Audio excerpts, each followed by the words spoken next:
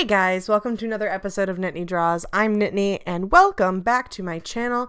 It is 2 days after Christmas and I have finally made it home from my family's house. And now I am going to review some really cool stuff that I have gotten for Christmas this year. The first thing, it's going to be a fairly involved video for this first one, so I will probably do this one as one separate video, and then the rest of my art supply haul as a secondary video, because this one will probably be pretty involved. So, without further ado, I will show you the dual tip artist markers Brush and Fine. They come from Barnes & Noble in their Fancy Pants art section. I had never seen these before. They were marketed in the area that has their, not just art supplies, but their coloring books, which, you know, are super, super, super popular this year. And I actually bought coloring books for both my mom and my mother-in-law. So, coloring books are kind of the thing of the year. And this set comes with 24 colors. They are dual tip artist markers. They come with a brush tip and a fine tip. They are blendable, vivid alcohol ink, dye-based, and archival, which should mean that they are, what is that called? I can't think of what it's called.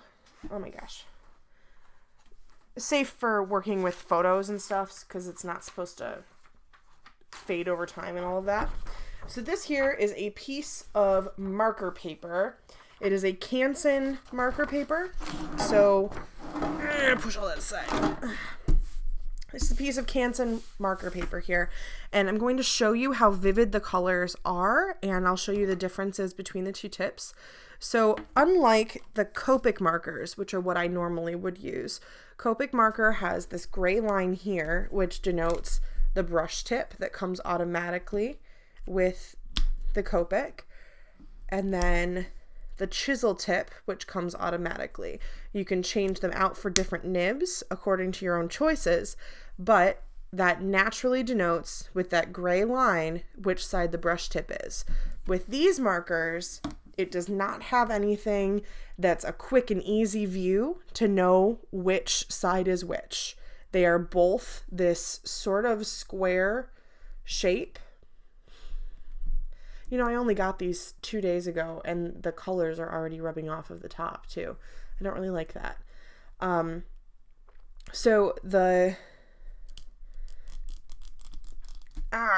Okay, the lids are a little bit harder to get off than the Copics. That could maybe change with time and usage, which I guess is good also, because we don't really want them to dry out on us. But they don't have that like automatic, you look down and you know exactly which size or which side you're on, like you can with a Copic. You just look down and you know that you're on the brush tip, which I primarily use the brush tip for just about everything. The only thing I ever use the chisel tip for would be to use the airbrush system, which I don't really use. So yeah.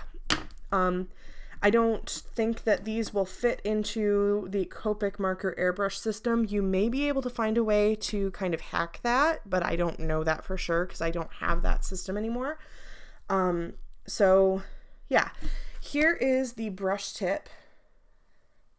I don't know if you can see it, if it'll focus for us. There you go. Okay. So there's the brush tip. And it's about the same size as the Copic brush tip. It comes to about the same level of point. It's a little softer though than the Copic. The Copic one. So the Copic, when you're pressing down very lightly, you get very small lines and they graduate into larger lines. You can get even larger by going sideways. This new brush is very small also. I try to get as similar of a color as I can, and it gets much larger much faster because it's a little softer, and it gets about the same size sideways. So I imagine doing like larger areas will be easier with this. Interesting. Okay. Now this system, because it comes with 24 colors, it's got a very wide array between the different colors, but it doesn't have as many of the 3 pairings. So when you're working with a Copic marker set, what you usually want to do is you'll have a light color, a mid-tone, and then a dark color, and that will allow you to have seamless blending, which is what you're going for, right?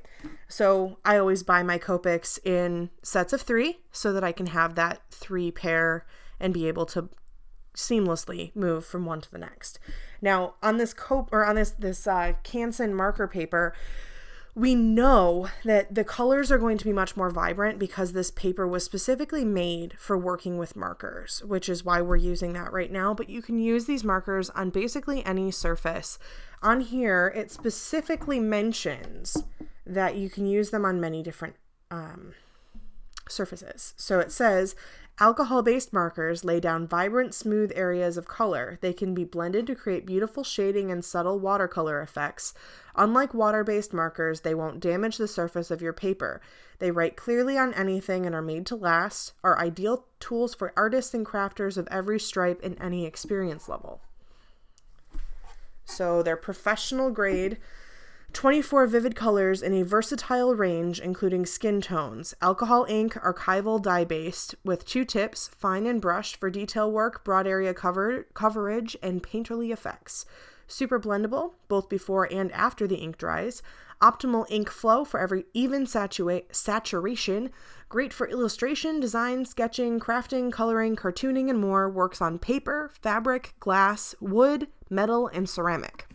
So I don't have any of those other fancy little things to play with today, but maybe in the future I can get some like ceramic or some metal or something to play with, and we can review them against those other types of surfaces. So what I kind of want to test here for you, so it does come with a colorless blender, just like the Copics do. And I kind of want to test out the colorless blender here for you, because the colorless blender with the Copics, it does help with blending the different colors together, but it also can help if you just get just outside the line and you need to move that ink back over. So let me grab an ink pen real quick and I'll show you what I mean.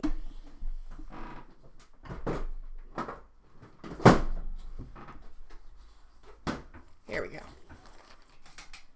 Now, this is a Copic Multiliner, and these Copic Multiliners, they don't interact with the Copic ink. They shouldn't interact with alcohol-based inks at all. So what I'm going to do is I'm going to just draw something very quickly. Oh, this pen is dying out on me pretty quickly, so I'll just dash a little eyeball down here.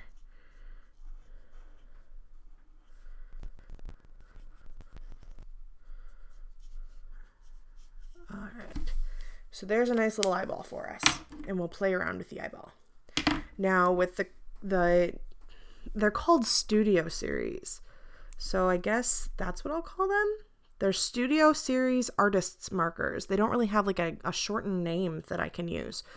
So SS markers, Studio Series, let's go with that. SS marker, we'll grab our SS marker, and we'll use, let's see, something that I have a comparable color in Copic. We'll use pastel blue and maybe a little Prussian blue. I actually have Prussian blue in Copic.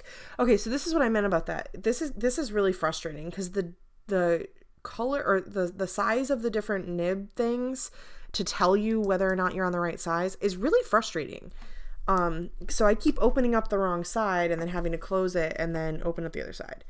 All right, so what I'm going to do is I'm going to lay down a little bit of the darker color and then lay down some of the lighter color and hope that they blend together. They blend a little bit, but not really what I expect them to do.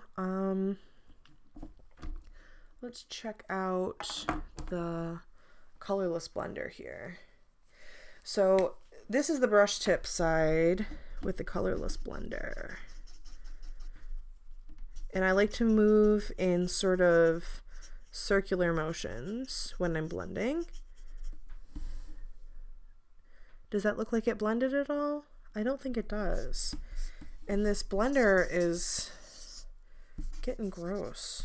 Like it's picking up the extra ink. It's like super filled. Like it's like ready to drip everywhere. And it's making the colors blend funky. Like, I don't know. That's weird. Okay, well, that didn't work. So let's try pencil. Pencil may work.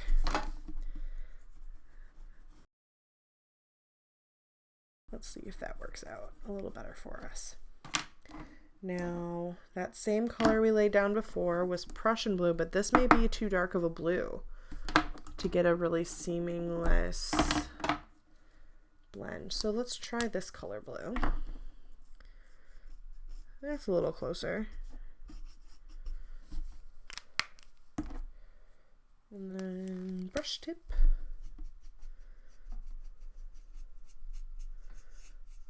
They're still not great blends. But this one is a little better.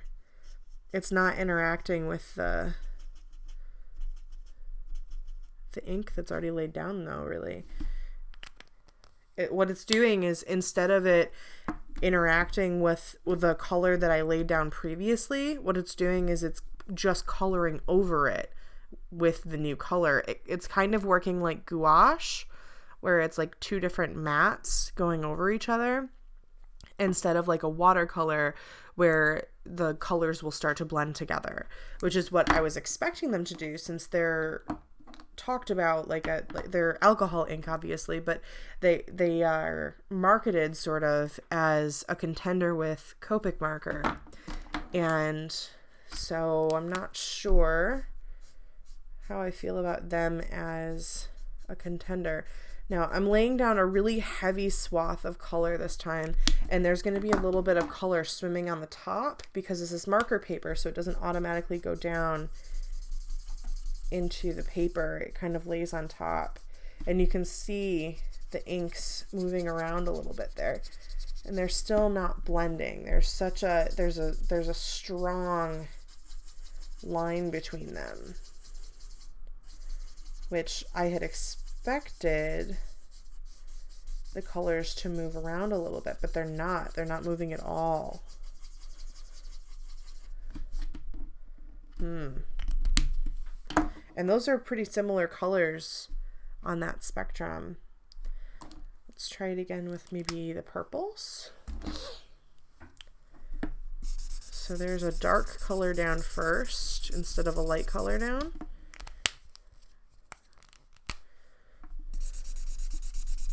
Oh, there's a little blending on that one.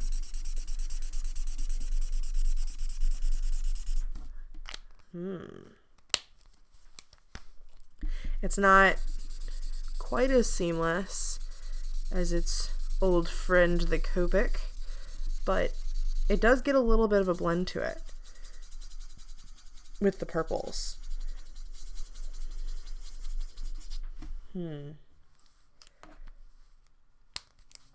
So yeah, they don't blend very well, not on marker paper.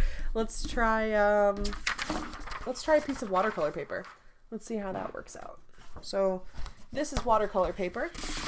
This is the same kind of watercolor paper that I normally use. The pad is not available to me to look at right now, so I don't remember what it's called, but it is watercolor paper. I believe it's Canson brand because that's primarily what I buy, but I could be wrong. So let's try that again. So here is the purples again. Now I'm just going to open them up ahead of time. That way maybe I can get to them before they dry. So you'll see that they go down much darker on watercolor paper because the watercolor paper sucks them up. All right, now we're getting some blending. Check that out. I bet that's going through. Oh yeah. So we're getting way more blending on the watercolor paper. way more blending. Okay, interesting. Now let's see how they interact with Copic Multiliner on the watercolor paper. A whole lot of this is going to be about experimenting, and you guys are listening to my honest experimentation. I haven't really played around with these until right now, so you're seeing my true reactions. I was not paid to talk about these. I was given them as a Christmas gift from my parents, and so I am using them now for your viewing pleasure. I had seen them and I was curious about them while I was at Barnes & Noble this week. So, cool. All right. So on the previous one, we used these tones of blue right here. It was Prussian blue and the lighter blue. But for demonstration's sake, I think I'll use these two blues that we used in the second demo because those colors seem to be a little bit closer and more likely to blend. So that was sky blue and pastel blue. And we will lay down the darker color up top, and then the lighter color at the bottom. Oh yeah, those are gorgeous blends right there. And they didn't interact with the black marker at all. That turned out beautiful. Okay. So we know that marker paper doesn't work with these guys, but this watercolor paper, even though it's, I mean, the watercolor paper is definitely going to suck up a lot more of your ink. So if in the interest of saving ink, you may not want to use them this way, but look how nicely they blend together with this watercolor paper. It's like seamless. It's like watercolor. It's beautiful. So that may be a thing to experiment with in another drawing. Ugh, this is so annoying though, the not having a way to like quickly look at what side you're on. This red is gorgeous. It's called deep red.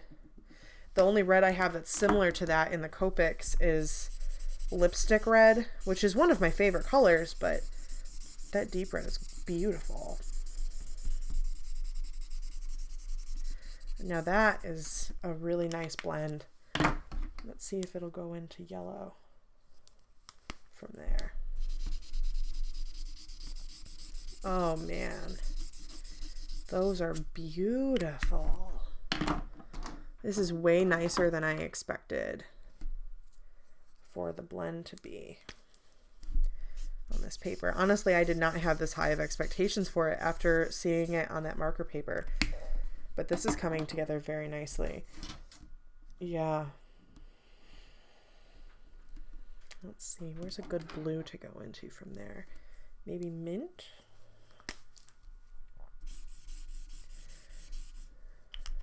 And blue? This may be too blue, but we'll try it. Yeah, too blue. I broke it. Darn. It was doing so well. Since I don't know the colors yet, maybe we can force them to blend into that blue. Oh my gosh. This is so cool.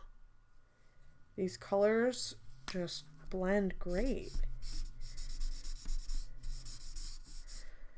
Like I said, I really didn't have high hopes for them at first because I tried them on that marker paper and they work crap on marker paper, but on this paper they're gorgeous. That's gonna be too dark and too red. Let's try that one. That's gonna be too pink. That one says that it's mauve, but I don't believe it.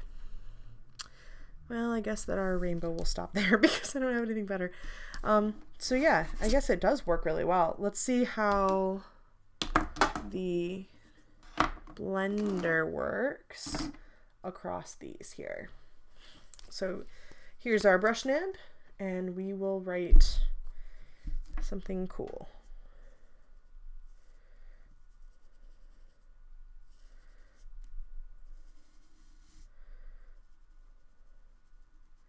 It does. It works very well for pushing the ink away, just like the Copic blender does.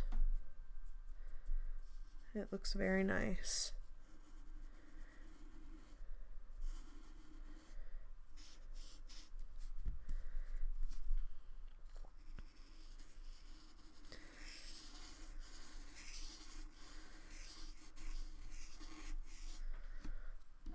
wonder if it'll show up on camera for you.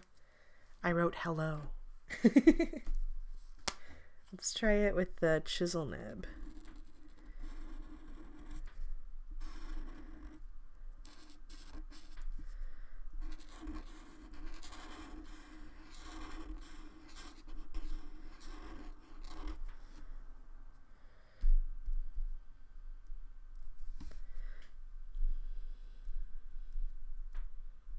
This is fun. I don't get to doodle very often. Usually I'm drawing with a purpose. And when I get to doodle, it's really fun. Okay, so, it does a really great job with the relief. You can almost make out all of the word.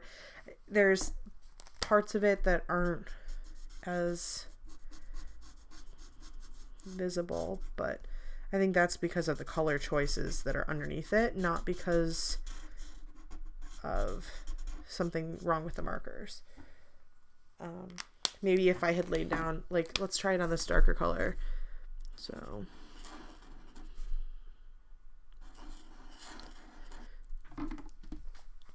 on that darker color, it's showing up really well. Yeah. So it's nothing to do with the markers. It's everything to do with my own personal color choices. They definitely work better on watercolor paper than they do on marker paper. Comparatively, I would say they're very similar to Copic markers, but they are also a little bit awkward to get used to at first. They cost about $40, I believe. Yeah, $39.99. So they're an expensive set of markers, but not as expensive as Copic markers. So it's a pretty good like middle ground between lower end markers and Copics. Yeah, so I would highly recommend them. And if you have a chance to pick a set up, I would recommend them, and maybe come out with a bigger set of colors, because that would also be awesome. If another set of colors comes out, I will totally pick it up and I will review those colors for you as well. This particular set is a scrapbooker's dream, but it's not as easy to work with if you're doing illustration. There are some really great skin tones inside. So I've got this one here, which is a very dark color, which will be great for shadows. And it's called Chocolate. I've never seen chocolate that dark, but okay. Maybe like super dark chocolate. There. This one, I love this color. It's a little similar to the hazelnut on Copic markers, and hazelnut is my favorite skin tone. This one's called Terracotta. And then Sand. All right. That's a good mid-tone. I think I have used this already on a drawing that I'm going to be recording, and it's a good mid-tone because it can either be used as your normal skin tone for someone, or you can use it as the shadow on someone very pale. This one's called Pearl White. I mean, it's kind of peachy. I think it's quite a bit darker than the Copic skin something or other, whatever the heck they call it. It's quite a bit darker than theirs. Here are the skin tones I have there. Yeah, Skin White is what I was thinking of. And that one is quite a bit darker. That's the SS artist marker one, and that's the Copic marker tone. So they're similar, but they're different enough that they could be used in different things. And this is that hazelnut color that I love. See, it's similar but not the same to that terracotta color. The terracotta is more of a reddish tone, and then the hazelnut has more yellows, I think, to it. But they're both gorgeous. I can definitely see myself using them quite a bit. I don't know what else to cover. Oh, maybe let's see if they will blend together, the Copic markers and the SS markers here. So here is some Copic marker laid down. That is Petroleum Blue. And this is Aqua Mint. And yeah, they blend great. I thought they would, but I am pleasantly surprised by that blend. And the blend is getting better with time too. That's really gorgeous. So yeah, I mean, these can definitely be used to boost up your color selection for your Copic markers. They're a little bit less expensive, so you can boost your colors without having to spend as much money. I would totally recommend these if you have a chance to pick them up. I dig having the fine nib, the fine nib over the chisel nib. It allows for a little bit more control, and the doodling aspect of that is nice. So if you have a chance to pick them up, I highly recommend it. Thank you so much for stopping on by and checking out my channel and hanging out long enough that we can finish up this video. It ended up being a little bit of a doozy, but it's not too bad, I hope. Anyway, thank you so much for watching, and I will see you in the very next video.